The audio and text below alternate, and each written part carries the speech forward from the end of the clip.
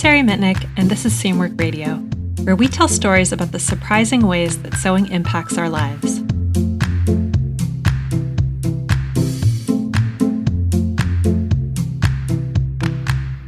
Welcome to this week's episode of Seamwork Radio. So this month, we're doing a special series of episodes that are all about the theme of small business.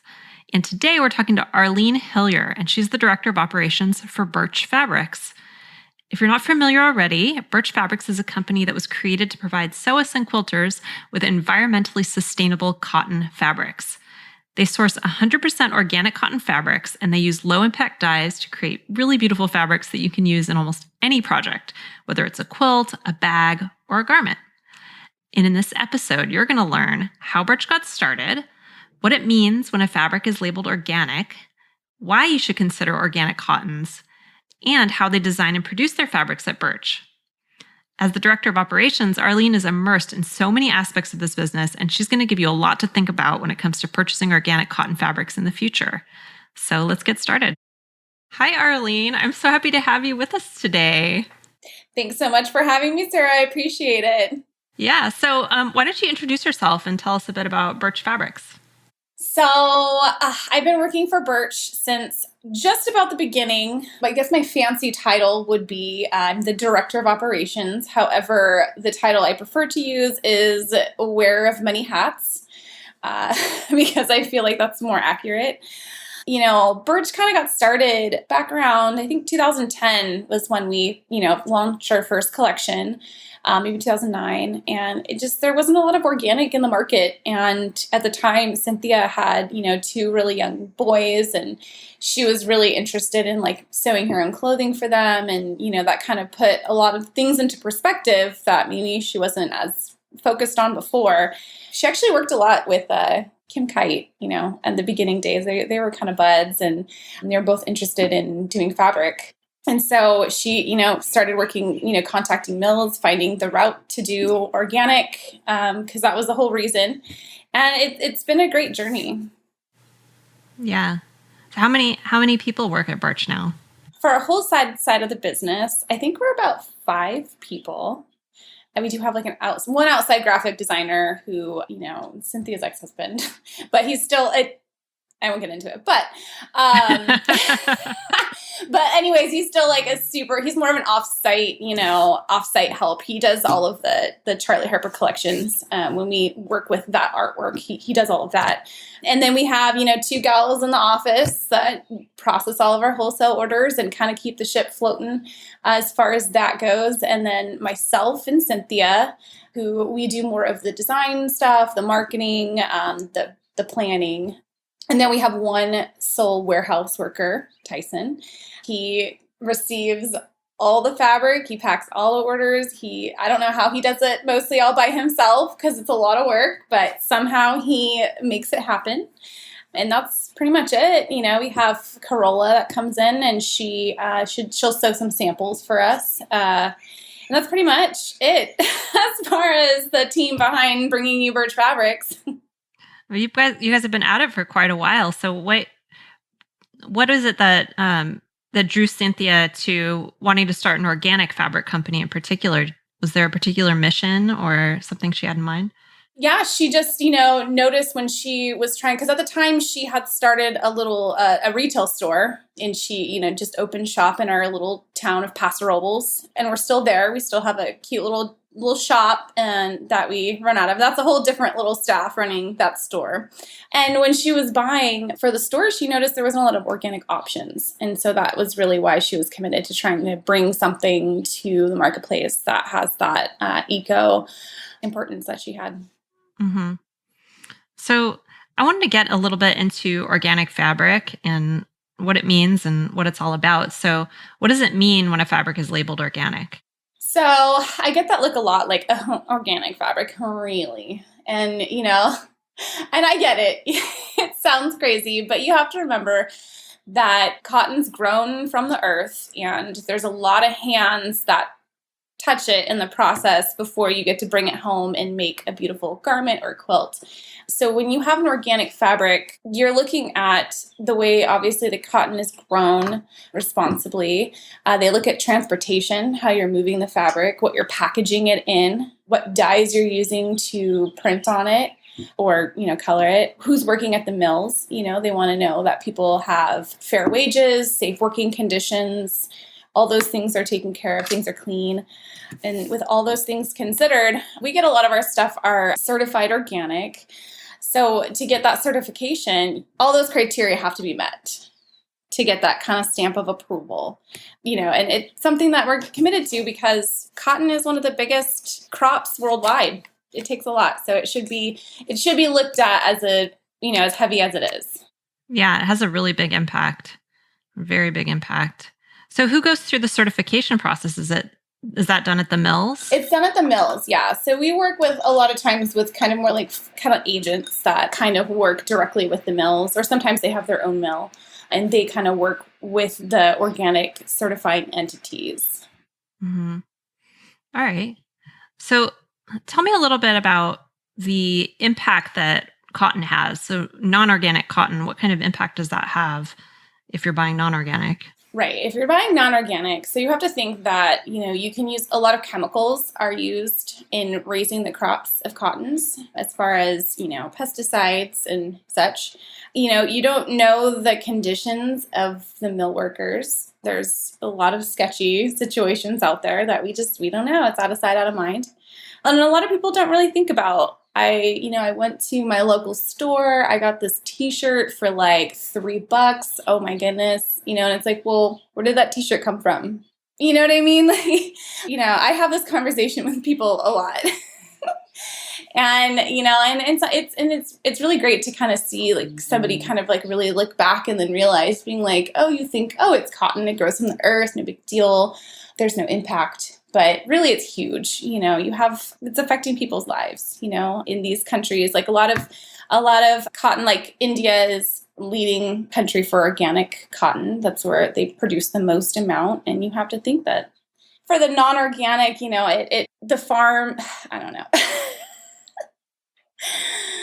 There's a lot to it, but I won't get too heavy into it. So it sounds like it's kind of like when you're buying organic food, it's a certification that allows you to know that certain conditions are being met as the consumer. Exactly. Yeah. Mm-hmm. So it's sort of almost like a shorthand for knowing that certain things have been met, as opposed to with the non-organic stuff, they may or may not be meeting all of these criteria, or some of these criteria you just don't know. Yeah, exactly. So what's the process like for getting those fabrics? How do you work with the mills? How does all of that work? Like I said, we work with a lot of forwarders, so they kind of have, mills that they work with. You just have to search for it, find the right price. Right now, it's incredibly challenging as far as with a ton of other markets for, worldwide closures from COVID and, everything that has been going on. It's been challenging to get, you just have to find the mills that can provide the GOTS certified fabric. So we use GOTS certified fabric, but we can't use that because we don't have anybody come out to like our little office and say, okay, you guys recycle properly and you do this. And we're like, well, we know we do that. But what happens is, we find the right fabric, from the right mills, and we just, kind of work with them. We send them the designs and the colors, and they send us certifications. We have certification for everything, and often we share that with our, the people that we supply fabric to. You got to be legit.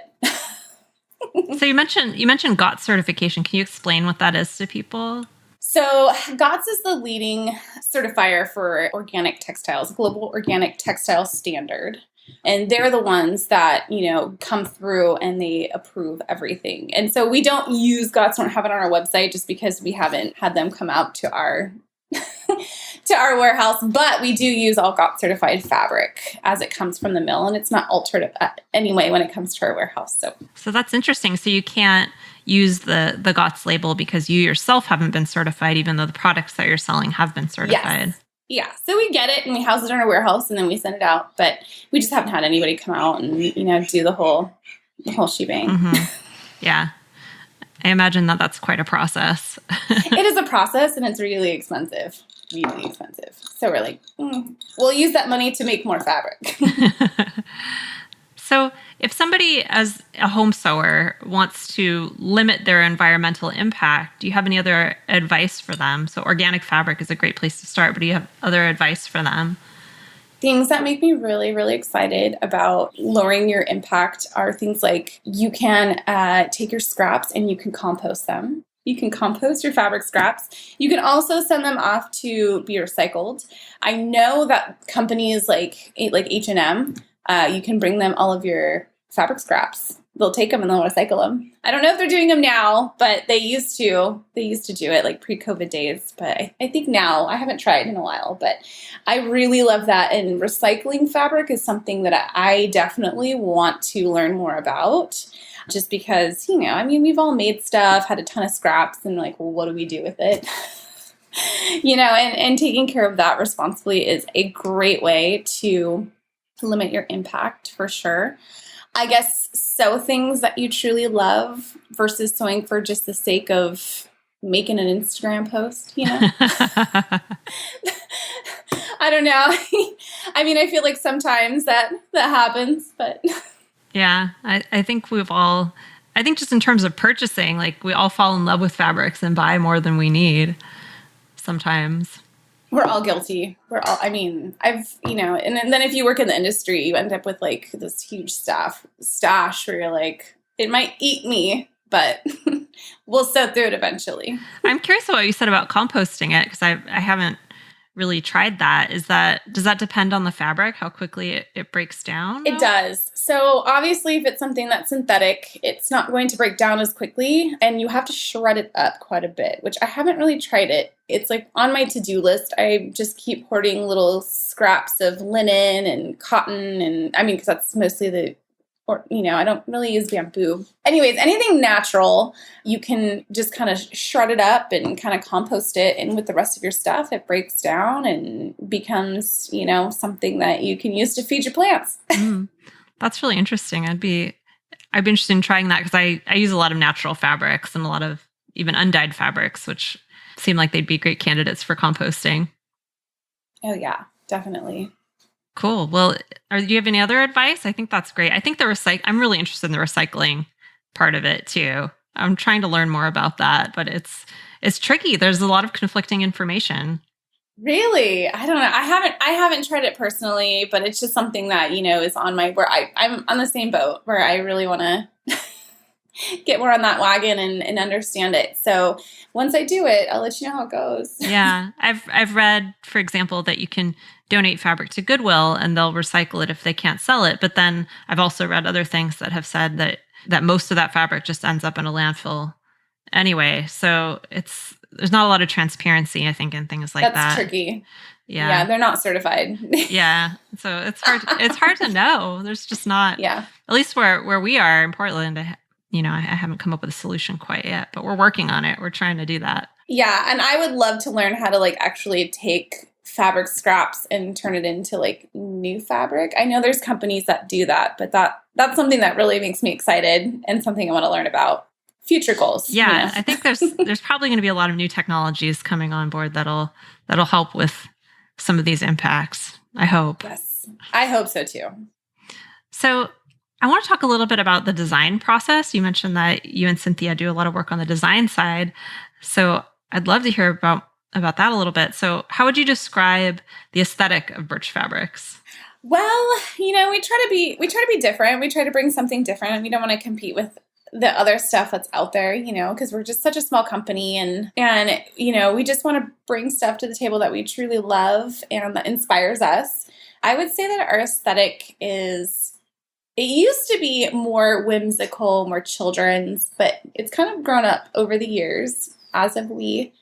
We love anything that's very graphic. We still kind of touch on the taste of whimsical and fun. We've always been kind of more on the muted spectrum of the color palette, but, as of lately, we're trying to venture out, It's been a rough year. We need some bright colors to make us feel a little better. Yeah. You guys have a lot of great solids. too. Like, I really like the palette. Thanks. That's one of my favorite things is picking, like sitting there with like my Pantone book, just, putting together palettes, Cynthia, it'll be like a random, Thursday morning, Cynthia will come at me like, okay, these colors, listen, we need to do something with this. And that's how a lot of this kind of starts. We see something and we're like, I don't even know if this is trendy right now. I don't even care. Like, can we just run with it?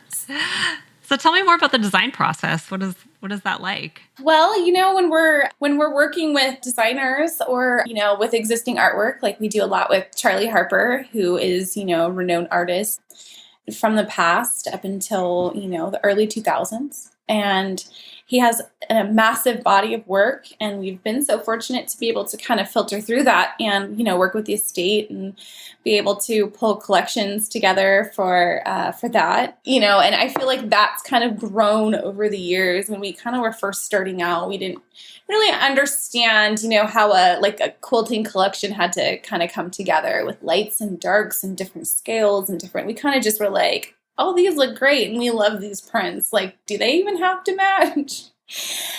Well, they do. Come to find out, it's just been kind of like a process over time of learning like different color palettes, what goes well together, knowing different scales, not having too many cream backgrounds. That was always like because we always love like the cream background with like really graphic prints. And then, you can only really have one or two of those in like a collection before it kind of like loses focus as a cohesive whole. And then it's always really great to work with some of these other designers like Emily Isabella, Jenny Ronan, we've had a lot of fun kind of putting together. It's just fun to be able to kind of communicate with them like, hey, we have this really great idea. Or a lot of times they come to us with like, hey, I've been working on this. What do you think? Like, can we run with it? And we're like, that's awesome. Yes, please. Let's do it. And that's how a lot of that works. We've got a couple new designers I'm really excited about. We're kind of just wrapping up those collections to announce soon. It's kind of like some next level stuff for us, as far as like aesthetic and, and just intricate work, and we're really excited. So that is something we're going to probably announce in the upcoming weeks or so. I'm curious that you mentioned collections, and that just made me think the difference between designing for quilters versus designing for people who sew garments. I wonder if you could talk a little bit about that. And have you moved more towards producing garment fabrics over the years? How has that changed over time? So, what we've always, our base cloth that we've kind of started around has been like a poplin, which is a finer weave. It's a little more drapey, a little lighter weight than traditional quilting cotton. And the reason why is because it's a little more versatile, because as we want to be able to offer something to the quilt community, and so you also be able to offer things that you can, do garments in. It's always been, since the very beginning, something that's been very important for us. So it's been challenging along the road, knowing like, okay, this print is great for apparel. This is, more of a quilt, speaks to quilt only. Because we've definitely been like, we made something that was a knit that I don't know if it should ever been a knit fabric. I mean, it's been a learning curve, for sure. But we definitely try to make something that, within a collection, there are the pieces that are, great statement apparel options, and then also something that is great for quilts. And I feel like a lot of our fabric is like statement kind of fabric, like loud kind of, well, not always, but and then over the years we've tried to take on like new substrates as far as working with knits and linen. Linen's been huge for us. It's been a lot of fun being able to create like so many different fun colors and be able to use that for quilting too, quilting and apparel and all kinds of stuff. Yeah. Have you seen the demand for those kinds of fabrics go up over time? I would say so. Yeah. I feel like, people have been kind of going outside of their box, and it just depends. A lot of the people that get our fabric are, there's a lot of small like manufacturers of clothing, a lot of kids clothing or accessories, and then the shops, and then the shops love having a nice big variety. We try to make apparel fabric that is quilt shop friendly. So it comes like on the bolts. It's like a reasonable yardage. We're like, hey, we get it. We have a little store too, and we know that you want to have apparel fabric that'll fit on your shelf. Yeah. You know? Yeah. I remember when our company first started, in 2010 or 2011, must have been a couple years after we started, I went to Quilt Market and we had a booth there, and there was very little apparel stuff going on at that time. And there were a lot of shop owners I talked to who were interested in it, and they knew that customers were starting to get interested in it, but they were a little unsure at that point. But I feel like it's transformed so much over the last decade. Oh yeah. And things are... It makes me proud. Yeah. People are a lot more into garment sewing, and the shops have adapted to that really well. Yeah. Yeah. And it's been so great, being able to offer that even just in our local community, offering like really great patterns and the fabrics to go with it, Yeah. I've been doing a lot of sewing for kids and babies lately for my niece who was just born. And it's so fun. It's so fun to make stuff for kids that's totally different from what you'd make for yourself too. Oh yeah. Because you can be like, this fabric is so wild and fun. I would never wear it, but listen, you're going to get some shorts in these. I love it. And it's so little too. It's like the cutest little clothes. It's so fun. Yeah. And so fast. I love it. So tell me about some of the other substrates you produce. You mentioned the poplin. What other substrates do you guys use? So one thing I'm really excited about that we just started to do is lawn, which is another really great apparel fabric. And then also it's really stable. So you can use it for quilting, and it's very easy to sew with. It's kind of like just a lighter weight poplin, and it moves really easy. And I'm so excited about that. We're doing our sweatshirt fleece. We're bringing in some French terry. We're still doing our interlock knits, which is a great stable knit. Like, interlock is so fun and it's so easy to use. And if you're a first time knit sewer, interlock makes it so easy because it doesn't roll. It's super stable.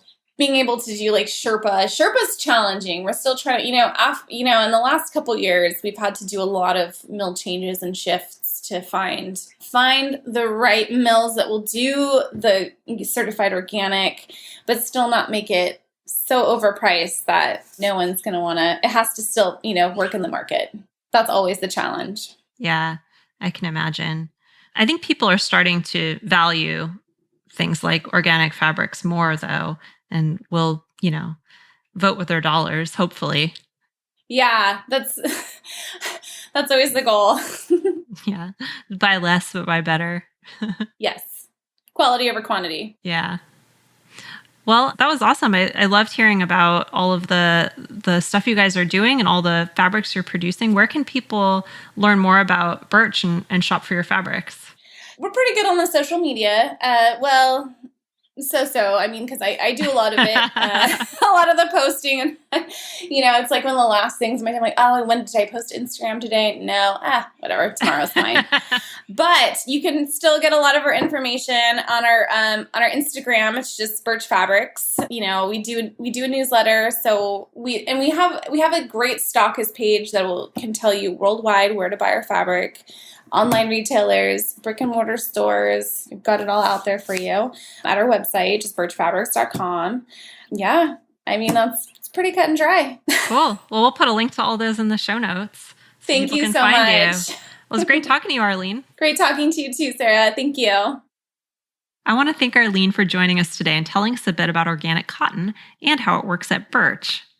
So, this conversation really made me think. Buying organic fabric is a lot like buying organic at the supermarket, because you might not be able to buy all organic food, but it can really help to know which foods have the biggest impact when it comes to things like the environment or your health. And with fabric, I definitely think cotton is on the top of that impact list. So on their website, Birch says that traditional cotton is accountable for almost 25% of all chemical pesticides used in agriculture, and nearly 50% of the textile market uses cotton, which means a lot of chemicals are seeping into our earth. And so that's one really good reason to consider organic cotton when you're buying. But if you also look at Birch's website, or if you see their fabrics in a store, you'll see that the fabrics also look and feel really great too. I just love the colors, and their solids are solid. So you can find their fabrics at birchfabrics.com, and I'll put a link in the show notes as well. You can also find a list of their stockists there if you want to shop locally or online. So thanks again to Arleen for talking with us today. And if you like the episode, could you take a moment and leave us a review on whatever podcast platform you're using right now? We'd super, super appreciate it, and it really helps other listeners to find us. So thank you so much to all of you who have left reviews. We really, really appreciate it. We'll see you next week with another episode.